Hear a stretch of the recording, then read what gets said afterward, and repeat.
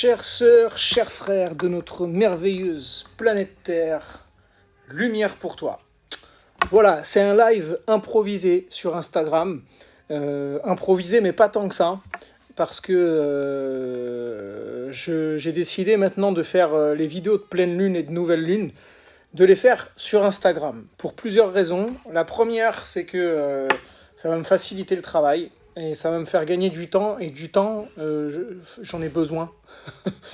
Du coup, j'ai décidé de faire toutes les vidéos de pleine lune et de nouvelle lune sur Insta. Mais quand même, comme il y en a beaucoup qui suivent sur YouTube, coucou tout le monde, comme il y en a beaucoup qui suivent sur YouTube ce que je fais et qui veulent pas ou n'ont pas Instagram, de toute façon, je reposterai cette vidéo sur YouTube aussi. Voilà, moi ça va vraiment faciliter le travail, comme ça j'ai plus besoin de faire du montage, etc. Il faut faire des choix, donc je préfère miser sur le fond que sur la forme. Ok ? Donc j'espère que vous allez tous et toutes bien. Voilà, ce soir on va parler pendant une vingtaine de minutes au moins de la configuration énergétique, de l'ambiance vibratoire de la pleine lune qui aura lieu demain, ce jeudi 24 juin 2021, à 20h41, heure de Paris. Alors, où vous vous situiez dans le monde, vous refaites le calcul par rapport au temps universel, etc. quoi. Ok ? Donc, temps universel, 19h41. Donc, pour nous, heure de Paris, moi, je suis à Paris, je prends l'heure de Paris. Ok ? Coucou tout le monde, ça fait plaisir de vous voir. Alors, la pleine lune. Je répète encore les choses parce qu'il faut que ça rentre. Il faut répéter. C'est l'art de répéter quand on enseigne des choses. La pleine lune, c'est un moment de libération d'énergie. Ok ? Alors, s'il y a des questions pendant tout ce que je vais dire, je vous propose de les garder pour la fin. Comme ça, même ceux qui verront la vidéo sur YouTube, au moins, ils pourront avoir accès aux réponses des questions, justement, à la fin de la vidéo. Donc, une pleine lune, c'est un moment de libération d'énergie. Vous voyez que tout dans la nature se fait écho. Et ce qu'on vit, nous, il y a un des plus vieils enseignements hermétiques, donc hermétique qui vient d'Hermès, un des plus grands instructeurs que l'humanité ait connu, si c'est pas le plus grand. Non, c'est pas le plus grand. Il y en a un plus grand. Ce qui est en haut est comme ce qui est en bas. Ce qui veut dire que si j'étudie ce qui est en bas, d'où l'adage « connais-toi toi-même, alors tu connaîtras l'univers et les dieux », ben oui, parce que ce qui est en haut est comme ce qui est en bas. Si j'étudie ce qui est en bas, c'est-à-dire ce que je suis, eh ben j'ai du coup la connaissance, je peux avoir une porte ouverte à la connaissance de comment ça fonctionne là-haut. Alors là-haut, à l'échelle universelle, mais là-haut aussi, dans les mondes subtils. Donc ça se fait écho, c'est un effet miroir tout ça. C'est une loi de correspondance. Si j'étudie mon corps physique, je vois que mon corps physique a une phase d'inspiration et une phase d'expiration. Ok, j'inspire de l'oxygène, j'expire du CO2. Maintenant, si on va à un niveau plus subtil, on se rend compte que j'inspire du prana et j'expire aussi ce prana à l'extérieur de moi. Sauf que la nature du prana que j'ai absorbé et la nature de celui que je rediffuse n'est plus le même. Cette fois, le prana, lorsque je l'ai inspiré, il vient du monde extérieur, mais quand il passe à travers moi, ce prana, il est filtré par le prisme de mon énergie, de ma vibration. Donc il est un peu distillé quelque part. Et quand je vais expirer, je diffuse ce prana, cette vibration, cette énergie. D'où le fait d'avoir conscience de mon état d'être. Parce que si je suis quelqu'un qui pulse la colère, la haine, la souffrance, et que j'inspire du prana, le prana vient nourrir vibratoirement ma colère, ma souffrance, ma haine, et c'est ce que je diffuse. Et c'est de cette énergie-là pranique, c'est de mon prana dont je suis porteur, que je vais diffuser et nourrir le monde qui m'entoure. Alors, en général, il n'y a personne qui va vouloir venir s'abreuver, quoique c'est faux. Je veux dire, personne qui va vouloir venir s'abreuver à une source de haine, de souffrance et de colère. Bah si, parce qu'en fait, c'est aussi une énergie dont beaucoup d'entité, alors entité c'est un être, hein, quel qu'il soit, vient se nourrir. Donc l'importance de ça. Mais aussi, si on va à un niveau encore plus subtil, on se rend compte que lorsque j'inspire et que je suis en train de penser à quelque chose, ce que j'inspire, c'est la nature vibratoire de cette pensée. Et quand j'expire, c'est le cas de le dire, je l'expulse à l'extérieur, c'est-à-dire que je lui donne vie dans ma réalité. Donc le processus respiratoire, le processus de la respiration, est un processus de création de la conscience, de création de la réalité, ultra puissant, quand il est fait en conscience. Ce qui veut dire que ce qui est en haut est comme ce qui est en bas, vous voyez bien que, du coup, l'univers respire. Et les phases de respiration, où est-ce qu'on les retrouve ? On les retrouve à l'inspiration au moment de la nouvelle lune, chaque mois. C'est pour ça que ce que j'inspire, c'est le début. Donc, c'est la tête du mois, ce qu'on appelle dans la culture hébraïque le Rosh Chodesh, la tête du mois. Le début du mois hébraïque, dans le calendrier lunaire, commence à la nouvelle lune. C'est le début, c'est la tête du mois. Qu'est-ce que je place à la tête du mois ? On pourrait faire des jeux de mots avec ça. Hein. Qu'est-ce que je place à la tête du moi, de ma petite personne ? En général, ça serait bien qu'on puisse placer à la tête du moi, de notre petite personne, le soi. Le soi supérieur qui est placé à la tête du moi. On pourrait jouer plein de symboliques là-dedans. Donc ce qui veut dire qu'au moment de la tête du moi, MOIS, à chaque nouvelle lune, si on arrive à y placer un état de conscience divin, c'est-à-dire de mettre en tête de notre vie le soi supérieur, c'est-à-dire la volonté de l'âme, ça va venir influer sur la nature vibratoire de tout notre moi. La phase d'inspiration, qu'est-ce que j'inspire au moment de la nouvelle lune ? Et la phase d'expiration, qu'est-ce que j'expulse comme énergie ? Qu'est-ce que je diffuse comme énergie ? Ça, c'est la phase de libération d'énergie de la pleine lune. Donc la phase d'inspiration, nouvelle lune, qu'est-ce que j'inspire ? Qu'est-ce que j'inspire physiquement, psychiquement, spirituellement, au niveau du cœur, dans tous mes corps ? Mais qu'est-ce que j'inspire aux autres aussi, dans cette phase d'inspiration qu'est la nouvelle lune ? Et demain a lieu une phase de libération d'énergie qui est une phase de pleine lune. Soyons en conscience de qu'est-ce que je libère comme énergie. Puisque la nature de ce que je vais libérer comme énergie, ça va justement influer sur une loi de cause à effet. La loi de cause à effet, c'est je récolte ce que je sème. C'est ce qu'on appelle communément aujourd'hui en Occident la loi du karma, en l'ayant un peu trop galvaudée, parce que la loi du karma, on le prend comme une loi de punition en Occident. On dit l'autre il lui arrive un sale truc, on dit bien fait, c'est ton karma. Combien j'entends d'ados au dojo qui se disent ça à chaque fois ? Mais c'est une information totalement erronée. Le karma, c'est pas ça. Le karma, c'est juste une loi de cause à effet. C'est la loi de cause à effet. Ou la loi de compensation, si vous voulez. Donc, si je plante en nouvelle lune des graines de ronces, en pensant qu'en pleine lune, je vais récolter des roses, il va y avoir un problème. Et en général, on plante des graines de colère, de haine, de souffrance, en priant le ciel, ou qui sais-je, de recevoir l'amour, la paix, l'harmonie. Et quand on reçoit des galères, qui nous met encore plus dans la colère et la haine et la souffrance, on se met à insulter nos parents, notre histoire de vie, notre expérience, Dieu, la vie, les étoiles, les planètes, Mercure rétrograde, alors que je suis à la source de tout. Tant qu'on prétend être dans la spiritualité, mais qu'on n'est pas prêt à accepter que je suis à la source de tout, je suis à l'origine de tout ce que je vis, il y a un bug. On ne peut pas parler de loi de cause à effet et de la loi du karma si je ne me mets pas en réceptivité de « je suis à l'origine de tout ». Coucou ma Aurore.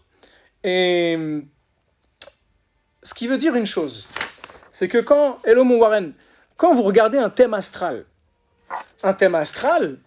dedans, et moi ça me fascine ça, je regarde le thème d'une personne, on est en séance, et puis je vois une configuration qui va parler de blessures liées à la sœur. Ok. Blessures liées à la sœur, voire même rivalité et conflit liés à la sœur. Bon, la personne confirme, etc. Il y a des émotions qui se réveillent. Et là où ça me fascine, c'est que ça, c'est le thème de naissance. Je veux dire que ce que je vois dessus, quand je vois rivalité à la sœur ou blessure liée à la sœur, c'est déjà inscrit au moment de la naissance.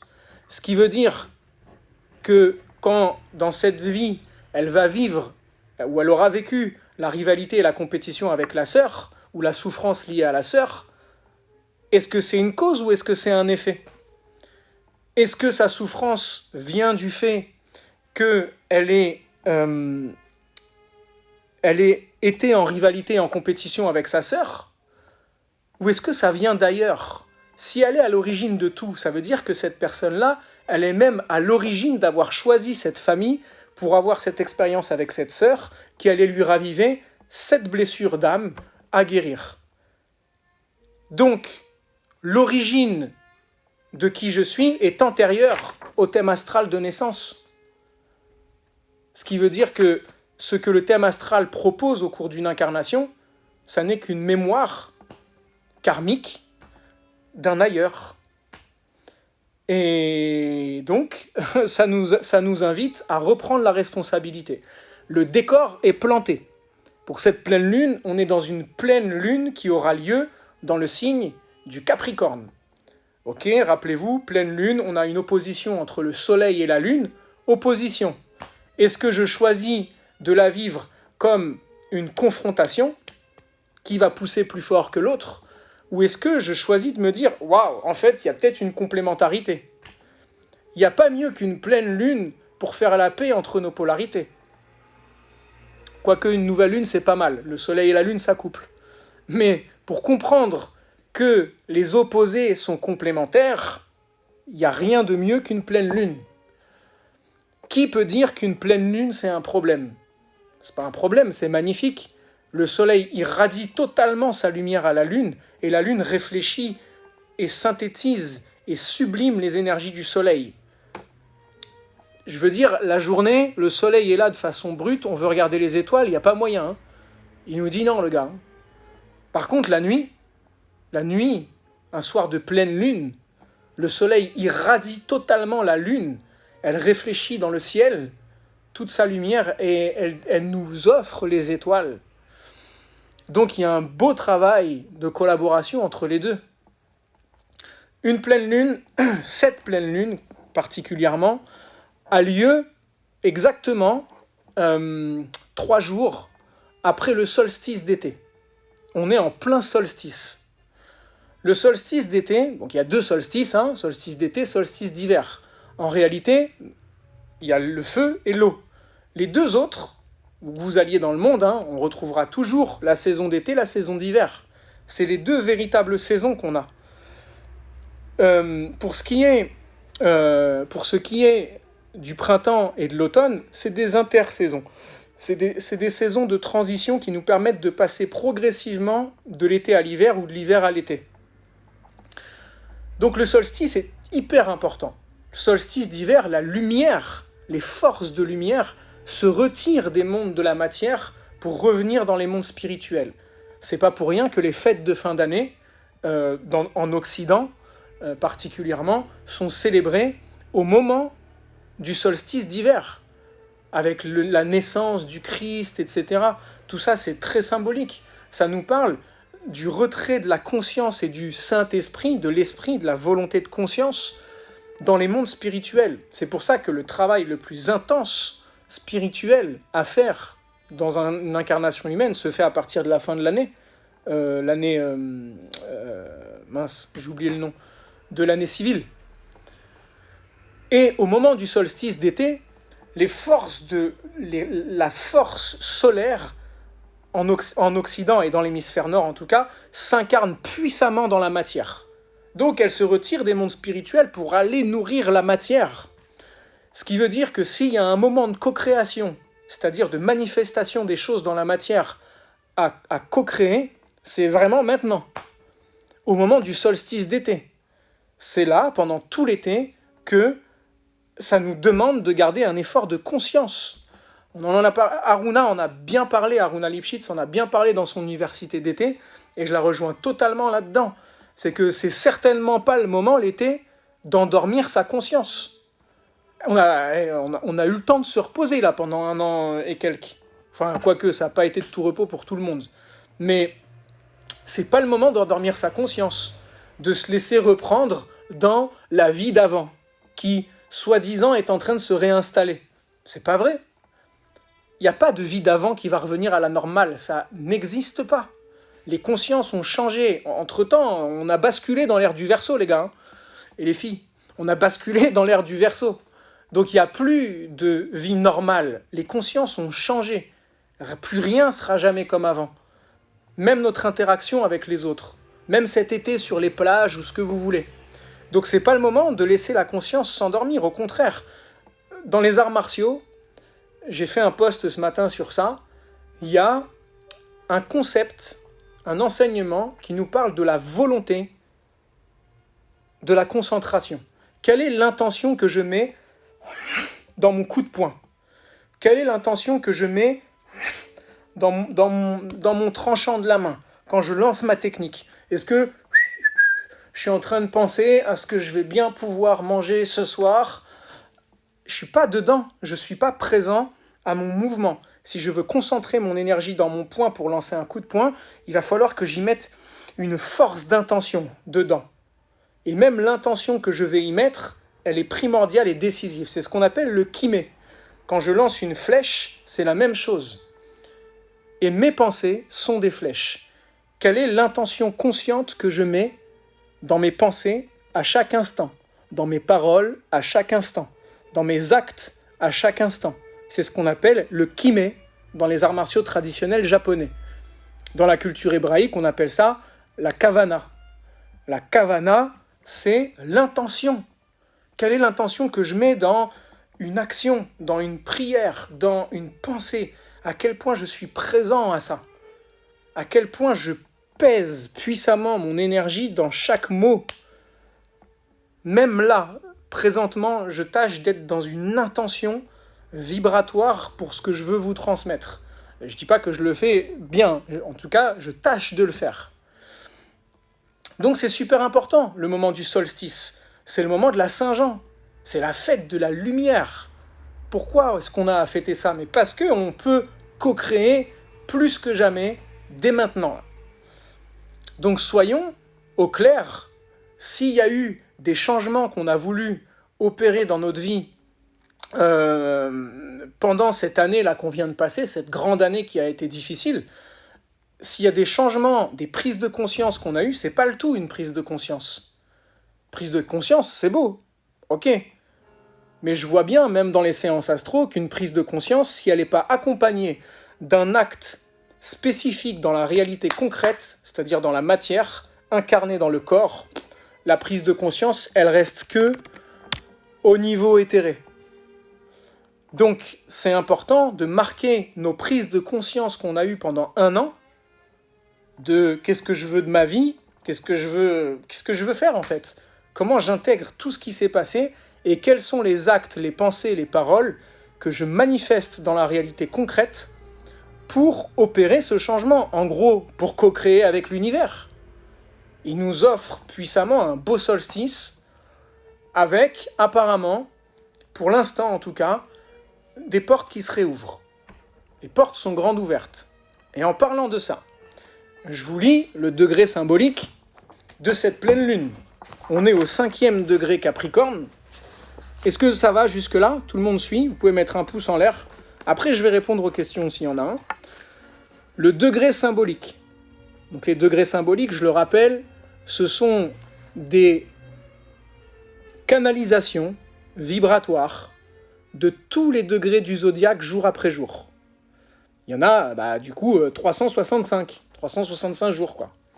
Et le 5e degré Capricorne, celui qui correspond à cette pleine lune, merci pour les pouces, au moins ça montre que vous êtes présents, au sein d'une nature paisible. une petite maison s'offre à tous. Portes et fenêtres grandes ouvertes, une source chante tout près. Je répète, au sein d'une nature paisible, une petite maison s'offre à tous, portes et fenêtres grandes ouvertes, une source chante tout près. Bon, c'est très symbolique. Je vous rappelle quand même que cette pleine lune a lieu dans l'axe Cancer, Capricorne, signe d'eau, signe de terre. L'énergie du Cancer, le signe de la source, le signe du rafraîchissement. On a une source dans ce degré symbolique. Le signe du Capricorne, le signe de la pierre, de la structure. On a une maison, grande ouverte. Si je bascule du côté Capricorne, je rentre dans l'énergie la plus sérieuse, contraignante, voire même frustrante, pourquoi pas aliénante aussi, l'énergie la plus restrictive du zodiaque, si je vais à l'extrême. Hein. Mais si je vais à l'extrême du Cancer, je tombe dans l'émotivité sans contrôle, l'émotivité non gérée. Je tombe dans les peurs irrationnelles. Je tombe dans l'infantilisation. Le fait de vouloir rester un petit bébé qui a peur de tout. Je tombe dans l'extrême de la sensibilité, de l'eau qui déborde en fait. Donc ce degré symbolique nous montre d'un côté une fontaine qui est dans la nature, une source qui chante, et de l'autre côté une maison, une vieille maison, avec les portes qui sont grandes ouvertes pour tous. C'est ouvert. On a le choix d'aller soit se réfugier dans la vieille maison sans prendre en compte la nouvelle source qui est en train de chanter. Autrement dit, on peut très bien se dire illusoirement « Moi, je veux retourner dans le monde d'avant. Moi, je veux me réfugier dans la vieille bâtisse, dans les vieilles structures. » Mais sauf que les portes sont ouvertes et on ne pourra pas faire comme si la source ne chantait pas. On l'entend, la source chanter. Les portes sont grandes ouvertes pour tous. Ce qui veut dire que c'est à chacun de se dire « Ok, soit je continue à répéter les mêmes schémas et ce qui est valable à titre collectif est valable à un titre personnel.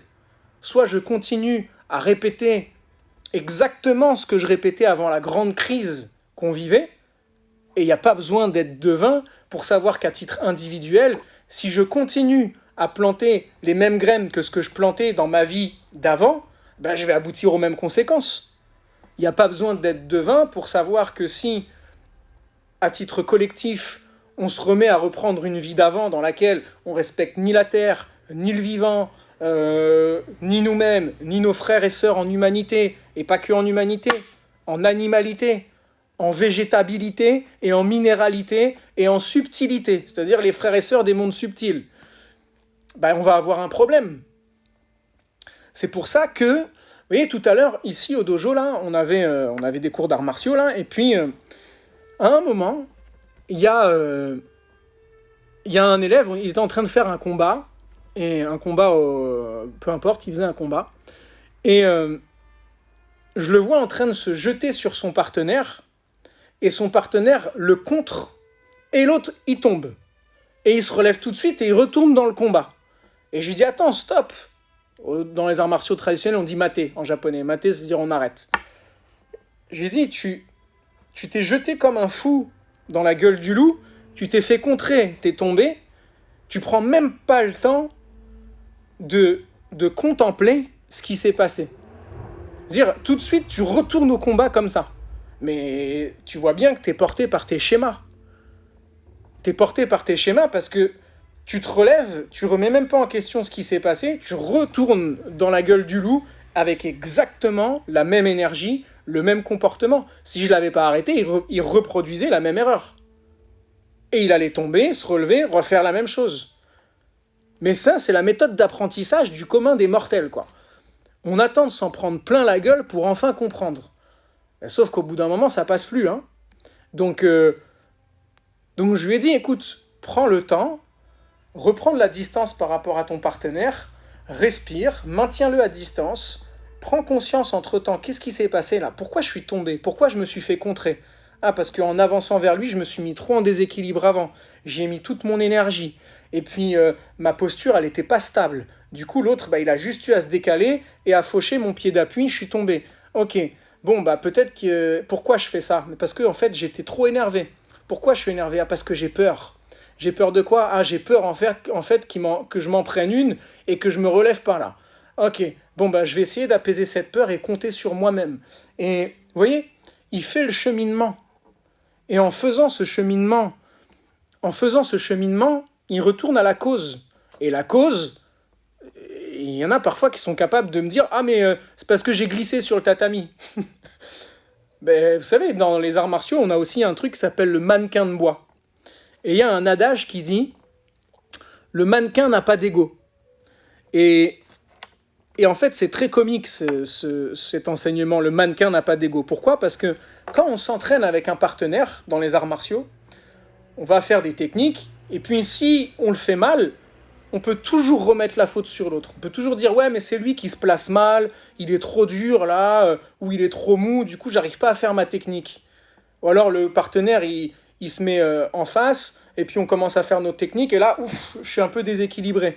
Il me dit « Ouais, mais c'est lui, il pousse trop fort et tout. » Et quand on dit le mannequin n'a pas d'ego, c'est parce que quand on est en face d'un mannequin de bois avec ses branches en bois et qu'on commence à travailler nos techniques sur le mannequin de bois, si en faisant ma technique, boum, je suis déséquilibré, je peux pas dire « Ouais, c'est la faute du mannequin là, il bouge tout le temps, il est trop dur, il est trop mou. » Vous voyez? Donc c'est la même chose. Ça nous apprend que la source de tout, il n'y a pas à chercher, c'est pas l'autre, c'est moi. Je suis à l'origine de tout.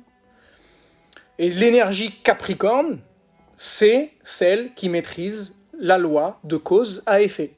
Le grand dirigeant de l'énergie Capricorne, c'est Saturne. C'est lui qui dirige la loi de cause à effet. C'est le grand maître du karma.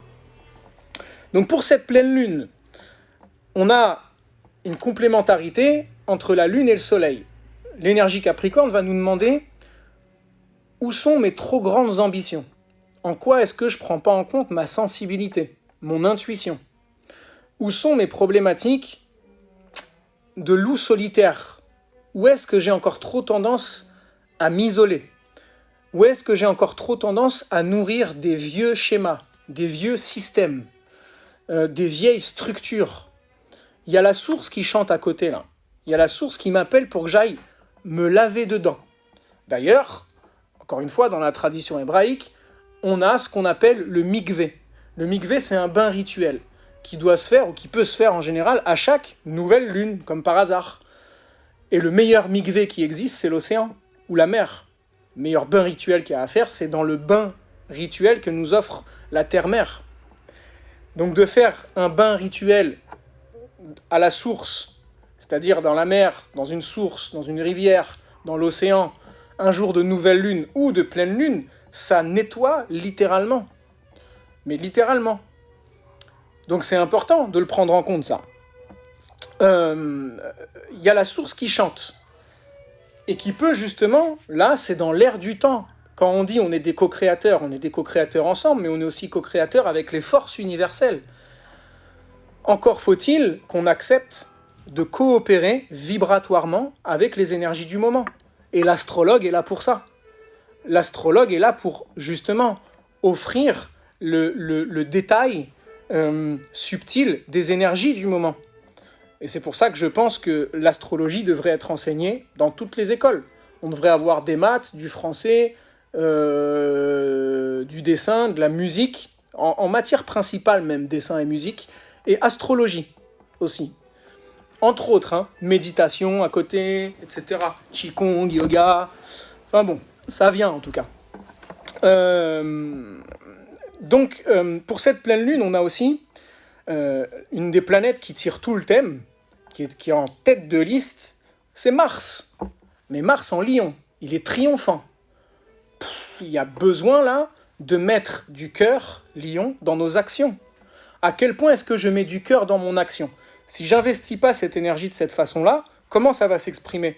Ah je mène des actions égotiques. Moi, je vais nourrir mon ego, à quel point je suis magnifique, et à quel point je suis capable d'écraser les autres pour me mettre en lumière, à quel point je suis capable de rentrer dans des abus de pouvoir pour arriver à mes fins égotiques. C'est une des façons dont ce Mars pourrait être utilisé. Et il le sera, et il l'est. On peut même le voir à l'échelle internationale. Mais si je veux investir cette énergie d'une façon lumineuse, Mars en Lion, Mars, c'est la force. Et la force, ça n'a rien de péjoratif. C'est ce qu'on en fait. C'est une force de rigueur et de force, justement. En Lion, le signe du cœur, cœur de Lion. À quel point est-ce que je mets ma force et mes actions au service de mon cœur?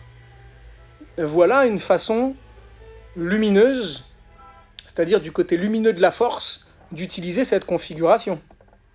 Posez-vous la question pour cette pleine lune, à quel point je libère des actions qui sont au service de mon cœur, au service de mon rayonnement, d'un rayonnement qui se met au service des autres, au service d'une cause.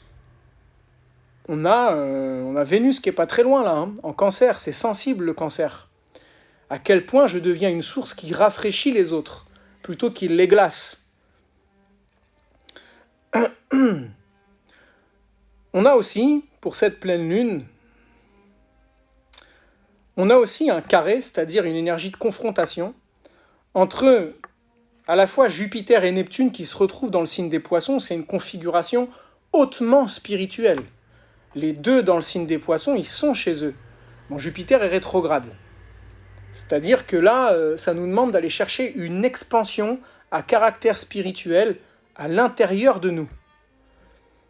Donc c'est important aussi de prendre ça en considération.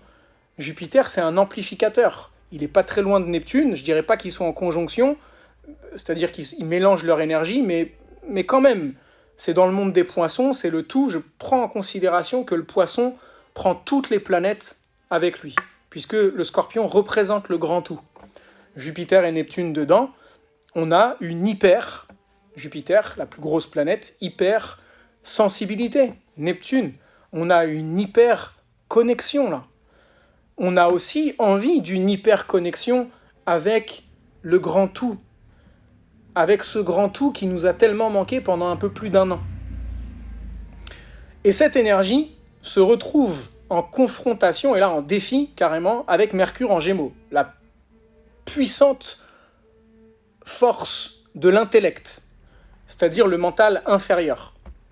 Le mental inférieur, c'est-à-dire dans son aspect intellectuel, intellectualisant, qui divise tout le temps, qui doute tout le temps, qui analyse trop. Alors, il y a besoin de se nourrir, il y a besoin d'apprendre des nouvelles choses, on a envie d'apprendre des nouvelles choses. On a envie de réapprendre ce que c'est de se reconnecter les uns aux autres, par exemple. Mais il peut y avoir une confrontation entre les appels de l'âme, c'est-à-dire un appel à caractère spirituel puissant, et en même temps, des informations intellectuelles et intellectualisantes qui viennent court-circuiter ce truc-là. Alors on ne comprend pas. Il y a un appel de l'âme qui dit vert, et il y a des informations qui peuvent être trompeuses. Mercure en Gémeaux, c'est la puissance d'Hermès aussi, hein. Mais Hermès, c'est un petit filou. Il peut avoir aussi un caractère trompeur, mensonger, manipulateur.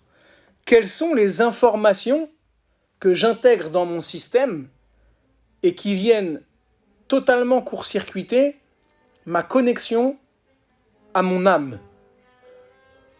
Quelles sont les informations qui me font tomber dans la peur, littéralement? On est dans le mois du Cancer.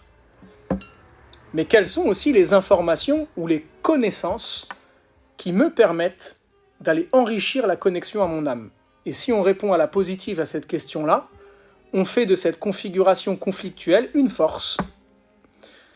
Donc soyons, de toute façon, je vous dis sincèrement, à travers toutes les séances que j'ai pu faire depuis maintenant 8 ans en astrologie, je vois à quel point la finalité de tous les thèmes, de toute façon, c'est une reconnexion au monde de l'esprit, au monde de l'âme. C'est une reconnexion de l'individu à sa part spirituelle, c'est-à-dire à qui il est vraiment, à retrouver la conscience de l'esprit. Et là, on est dans une configuration comme celle-là. Alors oui, on a envie de fun, on a envie de jouer. Mercure en Gémeaux. On a envie d'apprendre des choses nouvelles, on a envie de légèreté. C'est normal, c'est super. Savourons ça. Mais attention, le défi, c'est que aller à l'extrême de ça pourrait faire que ça nous endorme. Si, à l'inverse, on est trop dans le monde de l'esprit, etc., et qu'on ne prend pas en considération un beau Mercure en Gémeaux, qui nous invite à nous amuser aussi maintenant, tant qu'on le peut, eh ben on peut partir dans le monde de la fuite, là. Hein. Dans l'excès de fuite. Attention à l'excès de fuite, d'ailleurs.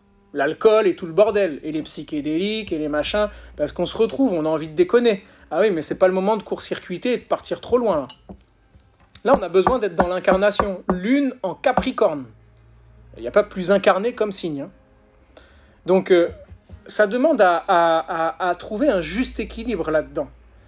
L'énergie Capricorne, l'énergie de cette hypersensibilité, connexion au monde de l'âme, Jupiter, Neptune en Poisson. Comment je fais de mes amusements pendant tout cet été? Comment je fais de mes amusements une aventure spirituelle? Et comment mon aventure spirituelle prend aussi en compte mes amusements, mes déconnes, etc. Et comment déconner, péter un bon coup, peut être aussi hautement spirituel. Évidemment. Et que ça nous ferait vraiment du bien. Alors, est-ce qu'on a un dernier point? Ouais, on a quand même le nœud nord, le chemin de l'âme, en Gémeaux, hein. Il y est jusqu'à, je crois, fin 2022, début 2023, qui est collé à la lune noire. La lune noire, c'est ce qu'il y a de plus caché. Attention, ça ne m'étonnerait pas que pendant cet été, il y ait des informations qui étaient jusque-là cachées, qui soient révélées au grand jour. C'est aussi ce qu'il y a de plus occulte, la lune noire. Donc, c'est important de rétablir une communication, Gémeaux, de vouloir comprendre où sont mes blessures, par exemple. Donc, le nœud nord, chemin de l'âme, aller comprendre mes blessures. Alors, ce qui encadre aussi cette lune, on a la lune qui est encadrée par Pluton et Mars. C'est exactement une pleine lune qui nous demande concrètement, et je crois que c'est vraiment pour moi un des messages les plus importants de cette pleine lune, de lâcher l'ego, de libérer les colères, de transformer les colères, de transformer l'ego. De mettre de l'énergie à transformer nos vieilles structures.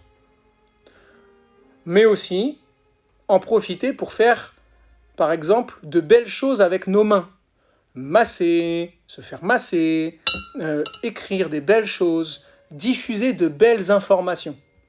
Diffuser de belles informations. À quel point je diffuse des belles informations? Alors, justement, en parlant d'informations, Mercure en Gémeaux, etc., Mercure, aujourd'hui, là, c'est-à-dire à la veille de la pleine lune, a fini sa rétrogradation, arrête sa rétrogradation, il redevient direct. Mercure rétrograde, c'est pas universel tout ça. Hein. Pour une des premières fois, j'ai vu à quel point Mercure rétrograde pouvait être chiant quand il s'y mettait. Je parle de problématiques d'imprimante, problématiques d'ordinateur. Aujourd'hui, j'ai dû annuler les séances, mais 2 ordi ont planté d'un coup. Mais c'est pas à cause de Mercure rétrograde. Mercure rétrograde n'est que le reflet de quelque chose qui se passe en moi, de ma façon d'investir cette énergie. Évidemment que ça me demande de réinvestir la façon dont je me mets en mouvement. Énergie Gémeaux, énergie de Mercure, la planète du mouvement.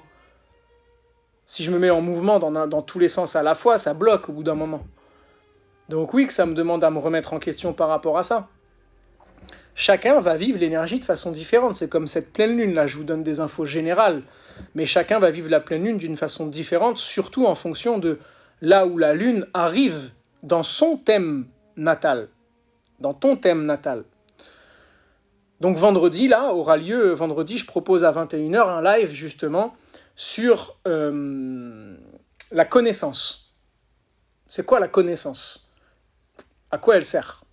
et surtout comment elle influence totalement notre état d'être. On en parlera vendredi, mais c'est vraiment dans l'air du temps là. Hein. C'est pas par hasard, hein, si je propose des lives avec certains sujets, c'est que c'est dans l'air du temps et que c'est le moment d'en parler. Voilà les amis, alors je vais pas m'étaler trop, je pense que le principal a été donné. Est-ce que vous avez des questions sur cette pleine lune ? Alors je vous propose d'informer votre eau, j'aurais dû le faire au début, mais vous prenez votre verre d'eau, et puis vous vous laissez imprégner par les énergies de cette pleine lune, vous mettez une intention. Votre kavana, votre kimé, votre intention du moment, vous la mettez dans cette eau.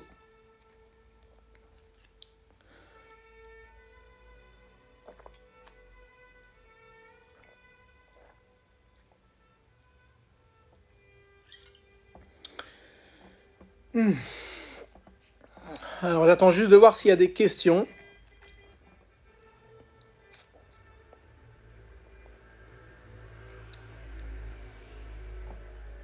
Apparemment, il n'y en a pas.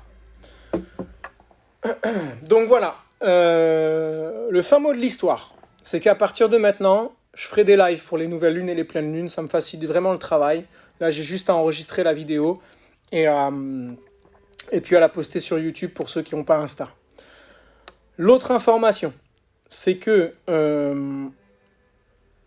avec Warren, on vous prépare